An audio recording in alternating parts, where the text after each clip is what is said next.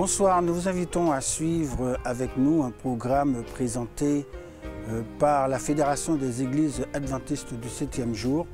Le message de ce soir, nous espérons, vous sera d'une grande bénédiction et édification. Bonsoir, chers jeunes, chers enfants, chers petits, chers parents, chers adultes qui nous regardez ce soir. Tous les soirs, avant la méditation des adultes, on aura 5 minutes juste pour vous, pour pouvoir réfléchir à une parole que la Bible veut bien nous donner. Aujourd'hui, le message que j'ai pour vous, c'est qu'avec Dieu, il n'y a pas de raison d'avoir peur. Ces jours derniers, avec la précipitation des événements, la fermeture des écoles, le fait qu'on nous demande de rester à la maison, il y a toutes sortes de questions qui sont venues à notre esprit, toutes sortes de craintes, toutes sortes de peurs. Certains sont partis sur la notion des inquiétudes. Mais comment je vais faire pour passer mes examens? Est-ce que j'aurai de bonnes notes? Comment je pourrai rattraper mes mauvaises notes du trimestre dernier? D'autres se sont dit, mais comment je vais payer les factures et l'entreprise? Comment elle va tourner? Comment je vais retourner ma veste après cela? Et toutes sortes d'inquiétudes. Et on va symboliser ces inquiétudes avec ce livre bien lourd, un dictionnaire. On sait que ça a un certain poids. Alors, dans mon panier, ça va représenter nos vies de ces derniers jours, la dernière semaine qui vient de passer. Et là, les choses qu'on se pose comme question. Les inquiétudes, on les met au fond. Ensuite, on va venir avec les frustrations.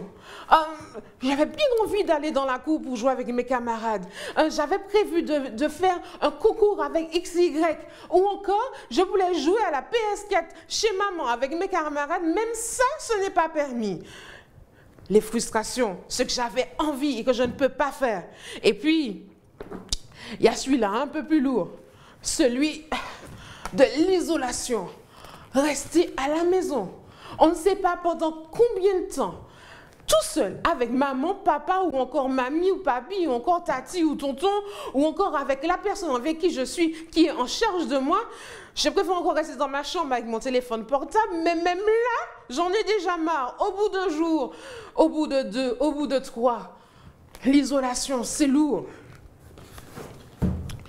Et puis, il y a aussi ceux qui se posent toutes sortes de questions concernant l'avenir, les craintes, et qui se disent, mais et si la personne qui vient de passer à côté de moi, qui a toussé, qui a éternué, et l'angoisse monte. Le petit et si sera là.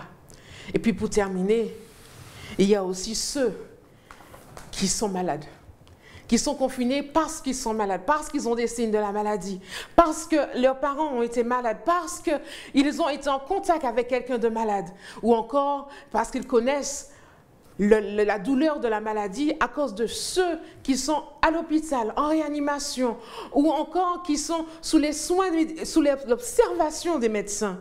Et il y a toutes ces questions qui s'ajoutent. Et voilà. En moins de quelques heures, en moins de quelques jours, ma semaine, elle est impossible à porter. On a l'impression que si on devait traîner ce sac derrière nous, on aurait bien du mal. Certes, il faut prendre la décision de se poser et de se demander si ça vaut vraiment la peine de porter toutes ces choses. La Bible nous dit, dans l'évangile selon Matthieu, et je vais vous inviter à prendre vos Bibles à la maison. L'évangile selon Matthieu. Matthieu chapitre 10, verset 29. Et je vais vous inviter à lire. Le verset va s'afficher à l'écran. Mais si vous avez vos Bibles, vos tablettes, vos téléphones portables, prenez-le. Je vous attends. Encore 3 secondes. 1, 2, 3. Matthieu chapitre 10, à partir du verset 29. Et la Bible dit... Ne vend-on pas 2 passereaux ou 2 petits oiseaux pour 1 sou, pour 1 euro, pour peu d'argent? Cependant, il n'en tombe pas un à terre sans la volonté de votre Père. Et même les cheveux de votre tête sont tous comptés. N'ayez pas peur, vous valez plus qu'un petit oiseau. Ce soir, gardons en tête que ce n'est pas la peine d'avoir peur. Vous voulez bien prier avec moi? On arrête tout, tous les bruits. On se pose et on prie. Seigneur Jésus, Merci de ton amour. Merci de nous rappeler que nous valons bien plus que les petits oiseaux et tu t'en occupes. Alors nous te confions tout, toutes ces questions, toutes ces frustrations, toute la douleur, toutes les inquiétudes et nous te demandons, Seigneur, de nous permettre de te faire confiance. Au nom de Jésus. Amen. À bientôt pour un autre message en 5 minutes.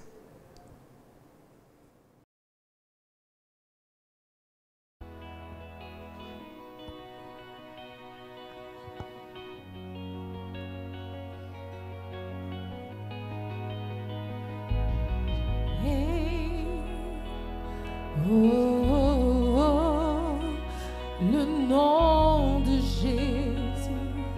Le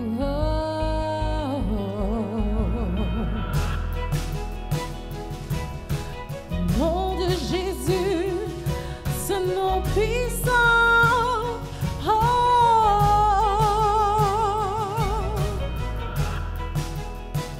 Le nom de Jésus, le nom de Jésus.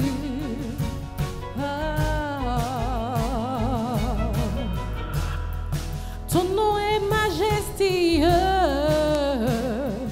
oh Seigneur, sur toute la terre, car ton nom est fort et puissant, ton nom est glorieux et grand, en lui nous sommes sauvés. Le nom de Jésus est le plus grand des noms. Il est le roi des rois, nul n'est semblable à lui. Le nom de Jésus est le plus grand des noms. Alpha, Oméga, nul n'est semblable à lui. Élevons le nom de Dieu, élevons le nom de Dieu, ce nom puissant.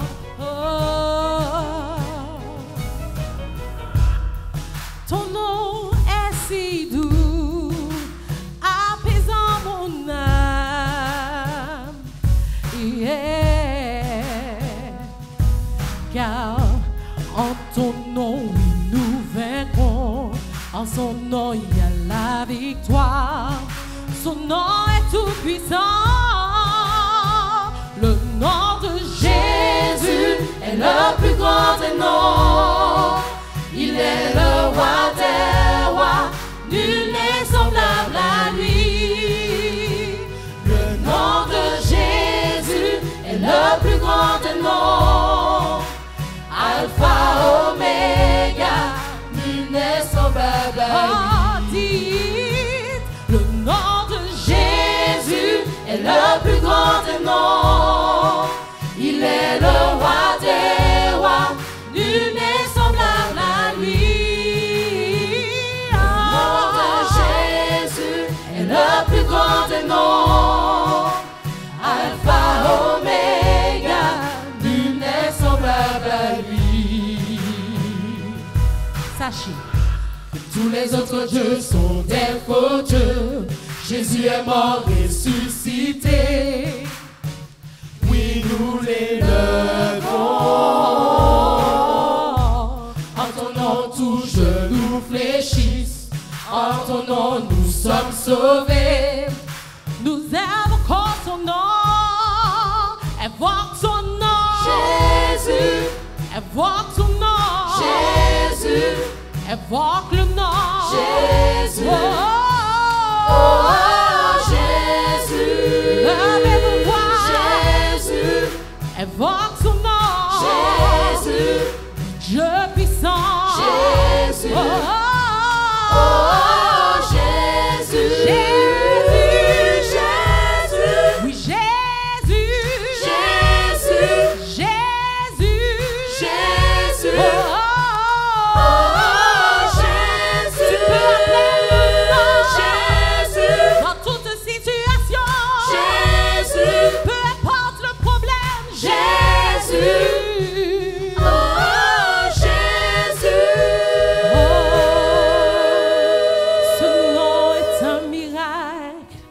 Ce nom accorde le salut, la délivrance, la guérison.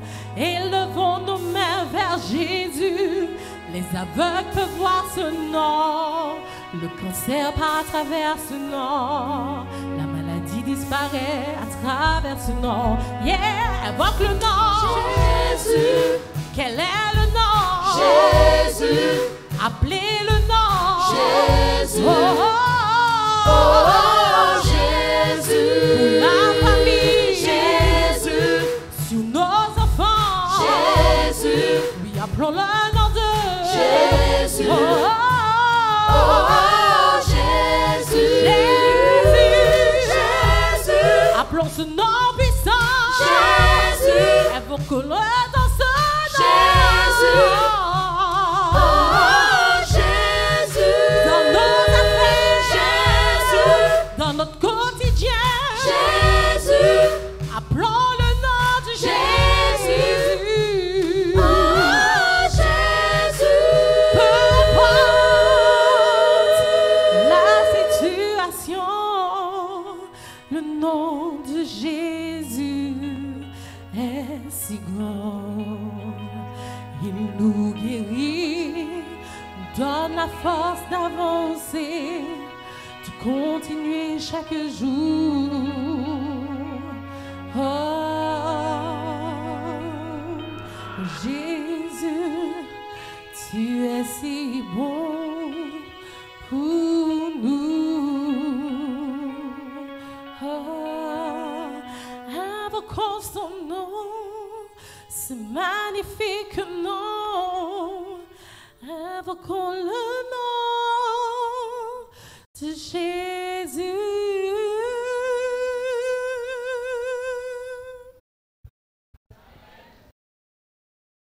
Je vous salue fraternellement en Jésus, notre Sauveur et Seigneur, et je vous souhaite la bienvenue à ce moment de méditation et de prédication de la parole de Dieu. Juste avant que nous ne puissions considérer le texte pour ce soir, je voudrais vous inviter à prier. Prions ensemble. Notre Père et notre Dieu, parle-nous à travers ta parole ce soir, s'il te plaît, au nom de Jésus. Amen. Je vous invite à considérer avec moi l'évangile de Jean, le chapitre 14, le premier verset. Jean, le chapitre 14, le premier verset. Il est dit ce qui suit, que votre cœur ne se trouble point. Croyez en Dieu, croyez en moi. Alors, c'est l'un des plus beaux versets de la Bible. Jésus, il est là avec ses disciples et ils l'ont dit que votre cœur ne se trouble point. Parce qu'en fait, Jésus, il avait fait savoir à ses disciples qu'il partirait, qu'il laisserait la terre, qu'il ne serait plus physiquement avec eux. Et ses disciples, eh bien, ils étaient attristés, ils étaient peinés, parce qu'ils se disaient, mais si Jésus n'est plus à notre côté, à nos côtés, qu'adviendra-t-il de nous? Que serons-nous sans la présence de Jésus? Et Jésus, connaissant leurs pensées, connaissant leur inquiétude, il leur dit, avec un ton rempli de compassion, que votre cœur ne se trouble point. J'aimerais vous dire en ce soir que Jésus, ce même Jésus, il sait qu'il y a énormément de choses ici-bas, des choses qui troublent notre paix, des choses qui troublent notre esprit, qui font de nous des personnes anxieuses, des personnes stressées, des personnes inquiètes. Oui, il faut admettre qu'il y a de quoi être inquiet pour demain, parce que la situation de la société, la situation du monde, elle nous interpelle, elle nous amène à réfléchir, oui, et à nous demander si demain sera différent d'aujourd'hui. Parce qu'aujourd'hui, parlons-en, la criminalité, les faits de violence sont en perpétuelle augmentation dans les quartiers. Aujourd'hui, il y a beaucoup plus de jeunes, énormément de jeunes, de personnes désorientées. Aujourd'hui, beaucoup plus qu'hier, la drogue, elle est de plus en plus consommée. Le nombre de morts par jour, il ne cesse d'augmenter. Aujourd'hui, on parle d'épidémie, on parle de coronavirus, on ne sait pas trop quoi penser, mais ce qu'on réalise, c'est qu'avec une vitesse mais terrifiante, ce virus a touché pratiquement tous les continents, tous les pays. Qu'en est-il du coût de la vie? Il est de plus en plus élevé. Oui, il y a de quoi être inquiet pour demain, parce que l'allure et la vitesse que prennent les choses aujourd'hui nous font nous demander si la farine, si l'huile, si le pain, si toutes ces choses ne manqueront demain, si nous aurons la même lutte à soutenir demain, le même combat à mener demain, si enfin le soleil se lèvera sur la noirceur de notre situation actuelle, si avec tout ce qui se passe aujourd'hui, nos enfants parviendront à l'âge adulte, oui, Jésus, il connaît nos appréhensions, il connaît nos craintes, il connaît tes craintes, il connaît ton inquiétude. Et il te dit ce soir que ton cœur ne se trouble point. Il te dit, ne sois pas inquiet, ne sois pas inquiète. Non, ne sois pas inquiet pour demain. N'aie aucune crainte pour demain. À chaque jour suffit sa peine. N'aie pas peur aujourd'hui concernant demain, parce que demain est entre ses mains. Je dis amen pour cela. Jean, il continue de rapporter les paroles de Jésus. Et il dit toujours au premier verset, « Croyez en Dieu, croyez en moi. » Alors, on raconte l'histoire d'un trapéziste ou encore d'un équilibriste qui marchait sur une corde au-dessus des chutes du Niagara. Et il y avait une foule qui était là pour l'admirer, pour l'applaudir. Et à un certain moment, eh bien, cet équilibriste, il pose une question. Il dit, mais qui croit que je puisse faire la même chose, cette fois-ci, en poussant une brouette? Alors, dans la foule, eh bien, la foule a répondu, ah oui, certainement, pour ça nous avons qu'à faire là, nous certains on peut faire. Il s'adressa de nouveau à la foule en lui disant, mais qui voudrait bien s'asseoir dans la brouette? Personne ne dit mot. Croire qu'il puisse le faire était une chose, mais avoir suffisamment confiance en lui pour s'asseoir dans cette brouette et ainsi mettre sa vie en jeu en était une autre. Jésus, lorsqu'il nous dit « Croyez en Dieu, croyez en moi », eh bien, ce n'est pas le même croire que la foule. C'est beaucoup plus profond qu'un assentiment intellectuel. C'est beaucoup plus profond qu'une connaissance intellectuelle.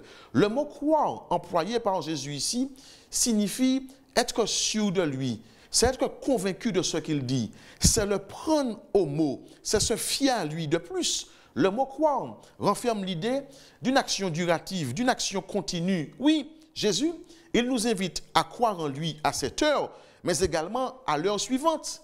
À croire en lui demain également. À croire, c'est-à-dire tout simplement à lui faire confiance. Parce qu'en fait, il nous a démontré qui il était. Lorsque nos premiers parents péchèrent, ils n'hésitaient pas une seconde à laisser les parvis célestes, à laisser l'acclamation des anges pour venir sur la terre, pour venir sur cette terre de misère, parce qu'ils désiraient le salut de l'humanité. Oui, Jésus, il nous appelle à croire en lui, à lui faire confiance, parce qu'il sait qu'il est en mesure de faire ce qu'il nous dit. Rappelez-vous qu'il avait dit qu'il viendrait, qu'il habiterait parmi les hommes, qu'il souffrirait, qu'il porterait nos fautes et nos iniquités, qu'il donnerait sa vie pour nous. N'a-t-il pas accompli toutes ces choses?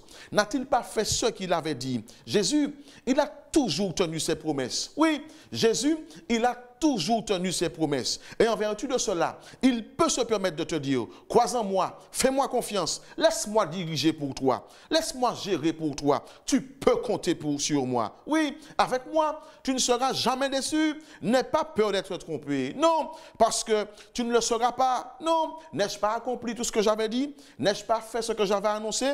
Oh, permettez-moi de vous dire, des hommes nous décevront, des femmes nous décevront, nous serons déçus par bien des personnes dans ce monde. Mais Jésus, non, il ne nous décevra jamais, jamais, parce que ce n'est pas dans sa nature de nous décevoir. Et donc j'aimerais vous dire, si Jésus vous a promis de vous aider, s'il a promis de vous soutenir d'une manière ou d'une autre, même si vous ne voyez rien venir, croyez en ce qu'il vous a dit, parce que ce n'est pas Pasteur Adrasé qui vous a parlé, c'est Jésus qui vous a parlé. Je dis amen pour cela.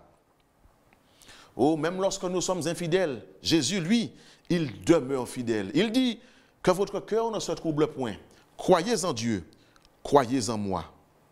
Au verset 2, il continue et il déclare, il y a plusieurs demeures dans la maison de mon Père. Il y a plusieurs demeures dans la maison de mon Père. Permettez-moi de considérer, premièrement, la dernière partie de ce verset.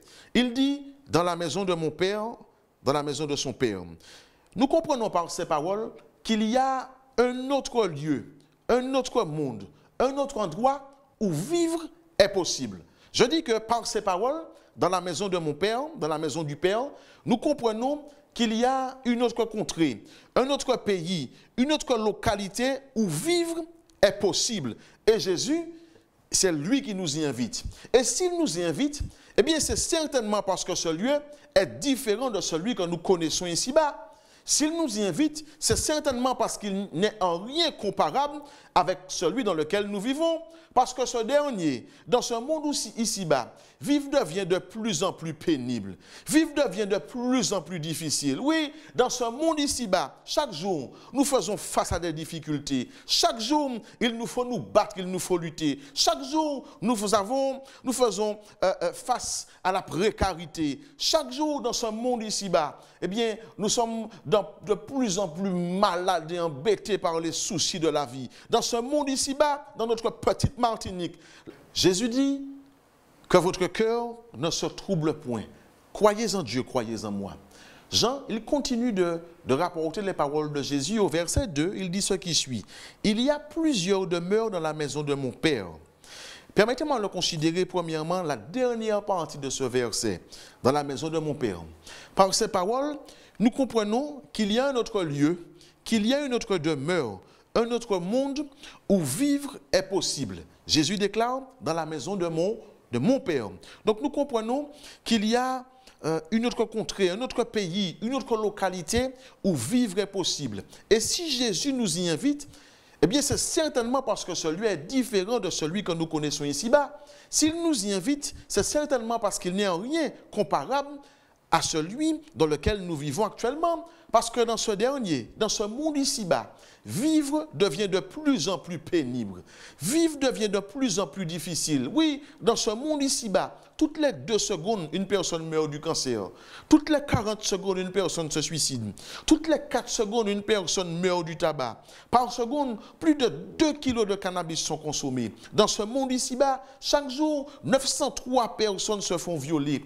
46 800 personnes meurent d'un accident vasculaire cérébral. Environ 540 meurtres sont commis. En France seulement, par jour, il y a plus de 1580 cérémonies funéraires. Dans ce monde ici-bas, dans le monde dans lequel nous vivons, économiquement parlant, c'est la crise dans pratiquement tous les États. C'est la crise dans pratiquement tous les pays. C'est la crise dans pratiquement tous les foyers. C'est la crise dans la poche de pasteur adressé. Se nourrir, se vêtir, vivre devient de plus en plus cher. Et pour beaucoup, eh bien, les débuts et les fins de mois sont pareils, c'est-à-dire difficiles. Au vivre dans ce monde est de plus en plus difficile et pénible. Donc savoir qu'il y a un autre monde, un monde différent de celui-ci, c'est une bonne nouvelle. Et en plus, Jésus déclare qu'il y a plusieurs demeures dans cette demeure. En d'autres termes, qu'il y a de la place pour tout le monde dans la maison du Père. Que dans ce monde, tous peuvent obtenir une place. Oui, il est bon de savoir qu'il y a un monde là-haut, un monde différent de celui-ci, un monde où la drogue n'existe pas, où la violence est inconnue, un monde où les insultes, les critiques en sont bannis, un monde où la mort n'a pas sa place, un monde où le coronavirus n'existe pas, un monde où il n'y aura plus de peine, de tristesse, de déception, mais un monde où la joie, où la paix et l'amour régneront. Oui, il est bon de savoir qu'il y a un tel monde là-haut, mais également de savoir qu'il y a de la place pour tout le monde. Amen. Amen. Amen, amen, amen. Et la question est la suivante. Comment obtenir une place? Que faire pour s'y assurer une place? Que faire pour obtenir ce précieux ticket? La bonne nouvelle est que nous n'avons pas besoin d'argent pour acquérir ce ticket. Nous n'avons pas besoin d'avoir une belle situation pour obtenir ce ticket. Tout ce dont nous avons besoin, c'est d'accepter le sacrifice du Christ, c'est d'accepter l'invitation du Christ et ainsi permettre à Jésus de nous préparer lui-même une place. C'est le prochain verset. Il dit, il y a plusieurs demeures dans la maison de mon Père. Mais il continue au verset 3 et il déclare, je vais vous préparer une place. Jésus dit, je vais vous préparer une place. En quoi consiste cette préparation? Jésus serait-il au ciel en train d'élaguer des arbres pour nous faire de la place? Serait-il là-haut en train de tout chambouler pour assurer notre place? Il dit, je vais vous préparer une place. En quoi consiste cette préparation? Quelle œuvre Jésus accomplit-il réellement là-haut? Regardez avec moi dans Hébreux, au chapitre 7, au verset 25. Hébreux, le chapitre 7, le verset 25. Il est dit ce qui suit. C'est aussi pour cela qu'il peut sauver parfaitement ceux qui s'approchent de Dieu par lui, étant toujours vivants pour intercéder en leur faveur. Regardez rapidement avec moi également dans Romains, au chapitre 8, les versets 33 et 34. Romains, le chapitre 8, les versets 33 et 34. Qui accusera les élus de Dieu? C'est Dieu qui justifie. Qui les condamnera? Christ est mort, bien plus. Il est ressuscité, il est à la droite de Dieu et il intercède pour nous. Par conséquent, nous comprenons que Jésus, après sa résurrection, qu'il est monté au ciel, nous préparer une place. Et donc, en fait, Jésus, il est au ciel, il intercède pour nous. Oui, il est au ciel et en vertu de son sacrifice, il intercède pour nous, il prie pour nous. Et lorsqu'il dit « je m'en vais vous préparer une place », eh bien, il parle simplement, ou il parlait tout simplement, eh bien, de son intercession qui allait commencer, qui allait débuter, sachant qu'il serait mort à la croix, qu'il ressusciterait et qu'il monterait au ciel pour accomplir cette œuvre. Et donc, Jésus, il intercède pour nous, il prie pour nous. Il est bon de savoir que nous avons quelqu'un qui prie pour nous, quelqu'un qui pense à nous dans ses prières, quelqu'un qui présente notre nom par la prière. Il est bon de savoir, ou il est bon de se sentir couvert par la prière. Oui, il est bon de savoir que nous avons un médiateur, un intercesseur, qu'il y a une personne qui défend notre cause, une personne qui plaide pour nous. Cette personne, elle s'appelle Jésus et Jésus seul. Oh, chers amis, Jésus n'est pas là-haut en train de se tourner les pouces. Il n'est pas là-haut en train de siroter un jus de canne, nous regardant, nous démener tant bien que mal avec la vie. Non, Jésus il est au ciel, œuvrant, travaillant, nous préparons une place. C'est-à-dire qu'il intercède pour nous. Et par cela, il nous faut aussi comprendre qu'en fait, Jésus, il nous justifie parce que chaque fois que nous lui demandons pardon pour nos péchés, Jésus il se rend devant le Père et il lui dit, Père, je suis mort pour elle, je suis mort pour lui. Il ou elle a confessé sa faute, son péché. Et pour faire court, eh bien Jésus, il retire les vêtements du pécheur repentant et le couvre de sa robe de justice et lui accorde son pardon. Ainsi, lorsque le Père regarde, eh bien, il ne voit plus Pasteur Adrassé avec ses péchés, non, dans ses propres vêtements, mais il le voit portant les vêtements de Jésus. Ô bien-aimés, sachez que le pardon est accessible en Jésus. Que Jésus, il peut changer nos vêtements sales et nous revêtir d'un vêtement dont lui seul est le designer. Oui, le pardon est accessible. Oui, parce que Jésus, il est allé nous préparer une place. On appelle cela la justification par la foi. Jésus, il est monté au ciel, nous préparer une place. Considérons maintenant, pour finir, la dernière partie du verset 3. Jésus dit, je reviendrai et je vous prendrai avec moi, afin que là où je suis, vous y soyez aussi. Jésus déclare, je reviendrai vous prendre. Jésus, il ne dit pas, il se pourrait que je revienne, ou il se peut que je revienne, ou encore, il semblerait que je doive revenir. Non, il dit, je reviendrai. Et donc, il n'y a aucune ambiguïté à avoir concernant le retour de Jésus. Il n'y a aucun doute à avoir concernant sa seconde venue. Ce n'est pas une probabilité. Ce n'est pas une possibilité. C'est une certitude. Jésus-Christ reviendra. Oui, beaucoup de personnes, parce que durant des siècles, durant de nombreuses années, l'imminent retour du Seigneur a été prêché.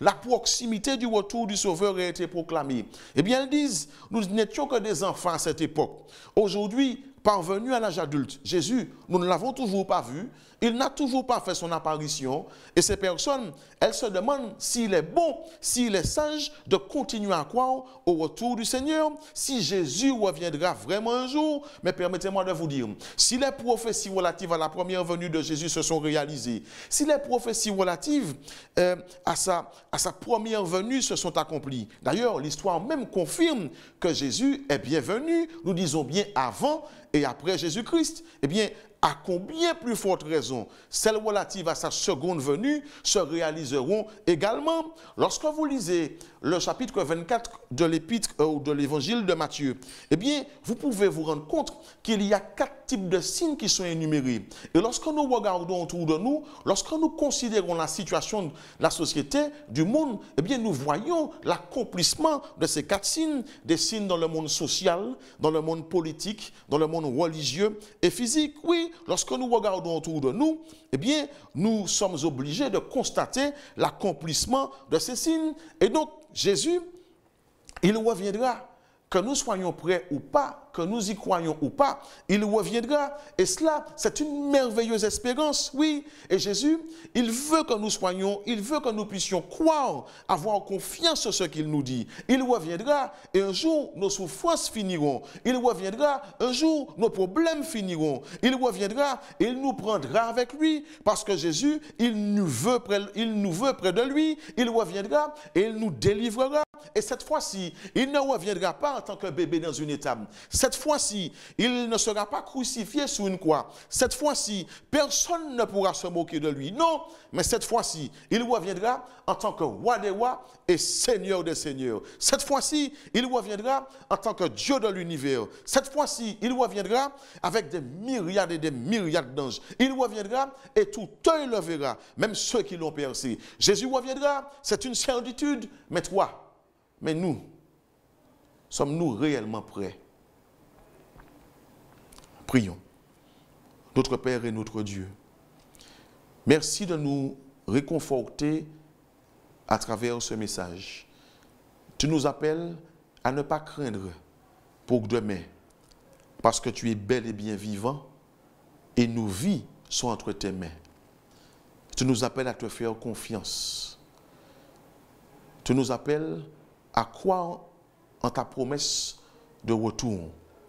Un jour, tu reviendras nous chercher et nous pourrons vivre dans l'éternité sans fin avec toi. Aide-nous, non pas à nous préparer, mais à être prêts pour ton retour. En ton nom et pour ta gloire, Jésus. Amen. Que Dieu vous bénisse et que Dieu vous garde.